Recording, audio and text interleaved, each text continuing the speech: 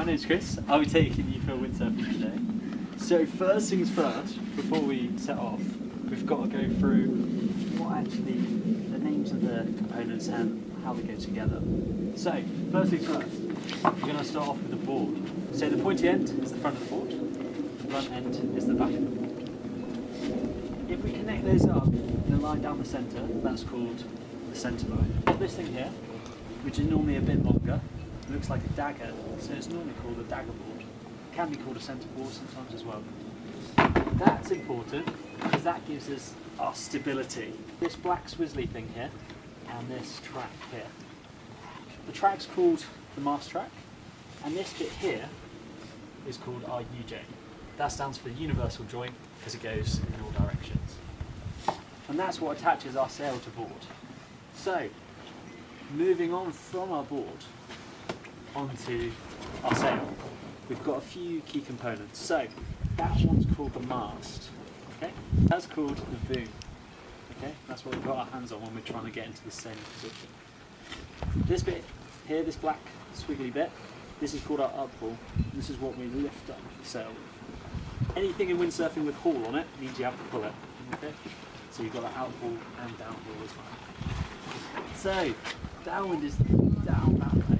So, and then upwind is up into the wind. So we can look at a few things. We can look at the water and see which way the ripples are going, and we can also look at the flags just here as well. And especially today, because it's lovely and sunny and really breezy, that you can feel where the wind's coming from as well. So the sail needs to be downwind of us and on the opposite side. This is when we hop up, we're able to pull ourselves up on the board. It's not going to flip over, and when we go to lift it up, it's not going to kind of knock us back off. But you can lift it upwind, as I'll show later on. So, you swim up to your board, you get your hands up on the centre line, you pull yourself up, so you're normally chest up and climb up, so your knees are on the centre line. Then grab hold of the up pull for stability, as you put 1 foot flat on the centre line, one side of the EJ, and then up again on the other side. So you're in this kind of squatting position here. Pull on the up pull so it's nice and tight, so it's easy to balance. And then what we're going to do is just simply straighten our legs, not use our back, to bring that sail partially up. From there, we're going to work hand up and grab hold of the, do you remember what it's called? Yeah, it is, with 2 hands. And this, yeah, it's called our secure position.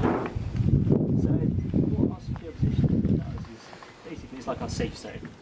This is hopefully, hence the name, that it's going to be nice and secure and nothing's going to go wrong.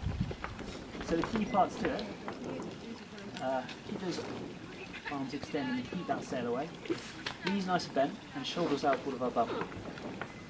Because we have a few kind of problems with this one. It's kind of characteristic of the beginner.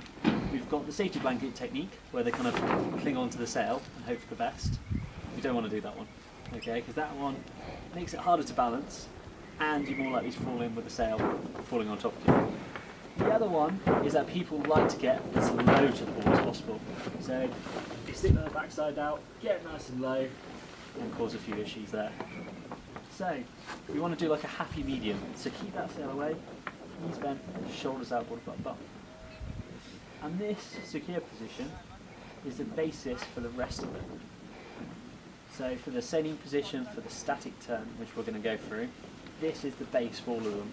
If we get this one sorted, then everything to follow is going to be nice and easy.